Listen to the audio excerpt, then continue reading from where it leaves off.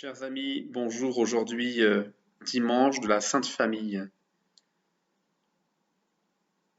Un beau dimanche avec une belle invitation. En fêtant la Sainte Famille, nous fêtons la plus sainte de toutes les familles. Nous fêtons cette famille qui vient en aide à toutes les familles afin que chacun de ses membres avance sur ce beau mais difficile chemin de la sainteté. Voilà une invitation, voilà une mission qui nous concerne tous. Nous sommes pris de vertige quand nous comprenons que nous devons nous entraider les uns les autres sur ce chemin de sainteté. Mais cette mission, cette invitation ne peut être possible que dans une communion de prière intense avec Jésus, Marie et Joseph. Cette année, le passage d'évangile que nous écoutons pour cette fête nous emmène spirituellement au temple de Jérusalem. À première vue, c'est une famille normale qui vient au temple, respectant, accomplissant les rites de la religion juive. Mais j'imagine volontiers que Marie et Joseph ne présentent pas Jésus au temple uniquement parce que c'est comme ça, ou pour respecter la tradition, parce qu'on a toujours fait comme ça, comme me le disent bien des parents lorsque je leur demande pourquoi. Ils demandent le baptême pour leur enfant. Qu'il est bon lorsque nous arrivons à saisir en profondeur nos démarches religieuses, que nous ne les vivions pas de manière superficielle. Il y a des choses à faire mourir dans nos pratiques pour que l'Esprit Saint renouvelle notre relation à Dieu. La présentation de Jésus au temple n'est pas à comparer avec nos célébrations de baptême, mais nous pouvons saisir quelques points communs entre les deux. Tout comme le baptême, en présentant leur enfant au temple, les parents manifestent toute leur reconnaissance, leur action de grâce en Dieu qui donne la vie. Encore aujourd'hui, le baptême est un rendez-vous que les parents, que les familles aiment encore vivre. C'est l'occasion pour des parents de rassembler la famille et les amis afin de fêter la naissance d'un nouveau-né qu'ils ont la joie d'accueillir au sein de leur foyer. Mais, et ils ont du mal à le réaliser, il s'agit de bien plus que cela.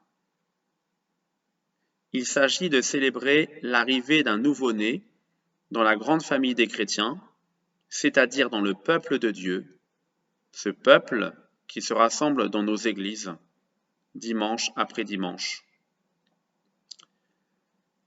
Et c'est vrai que, avec les membres des équipes de préparation au baptême, nous portons cette espérance que tout cela ne soit pas que du théorique. Il s'agit de célébrer cette alliance entre Dieu et le nouveau petit chrétien. Dieu vient habiter la vie même du baptisé. Et cela nous concerne aujourd'hui encore. À chacun de nous, il convient d'être témoin de la joie et du bonheur que d'être enfant de Dieu, quel que soit notre âge. Concernant Jésus, cette présentation au temple ne sera pas que du théorique. Ici, il est presque amusant de voir que l'enfant présenté à Dieu, c'est Dieu. Et c'est bien dans cela que nous quittons cette première vue, à savoir que cette famille est unique en son genre. Anne et Siméon, présents dans le temple, ne s'y trompent pas. Ils ne vont pas pester en disant « Ah, encore des gens qui viennent se montrer dans le temple », mais que l'on ne verra plus une fois la fête terminée. Ils en ont vu défiler, des familles en tout genre, venant présenter leur enfant au Seigneur. Certaines, respectueuses du rite à accomplir, d'autres moins. Pour Anne et Siméon, il s'agit ici de leur plus belle rencontre. On peut même dire qu'ils ne vivent plus qu'en raison de cette rencontre, qu'ils attendent depuis si longtemps. Ils s'y sont préparés. Siméon, en étant juste, ajusté à la volonté de Dieu, et religieux. Anne, en servant Dieu jour et nuit, dans le jeûne et la prière. Ce sont des personnes âgées, avec un esprit toujours éveillé, toujours vif. Et on imagine ces deux personnes, attentives aux uns et aux autres, accueillantes dans ce temple ou sur le parvis de ce temple, prêtes à toujours sourire, bref, certainement pas repliées sur elles-mêmes. Et elles demandent chaque jour à Dieu de ne pas mourir avant d'avoir vu le Messie tant attendu. D'ailleurs, l'Esprit Saint a révélé à Siméon qu'il ne mourrait pas avant de voir le Messie de ses yeux. Le jour de la présentation de Jésus au temple, leurs vieux regards prennent un coup de jeûne en contemplant ce bébé dans les bras de ses parents. Il en imagine que cette joie de Siméon et d'Anne va se répandre jusqu'au jour où ils ne pourront plus aller à ce temple, trop marqués par des infirmités. Ils garderont alors dans leur cœur cette rencontre et cette lumière qu'ils gardent à jamais au fond d'eux. Cet émerveillement va se répandre dans le monde entier. Émerveillement face à un nouveau-né semblable à tous les autres, mais porteur à lui seul du salut, de l'amour, de la lumière pour le monde entier. 2000 ans après, c'est dans le même état d'esprit d'Anne et de Siméon qu'il nous faut être. Lorsque nous nous rendons à la crèche de notre église, de notre maison, lorsque nous allons à la messe. Cet enfant, nous ne pouvons pas le prendre dans nos bras, mais nous pouvons et nous devons le prendre au plus intime de nous-mêmes, dans notre cœur, dans notre vie.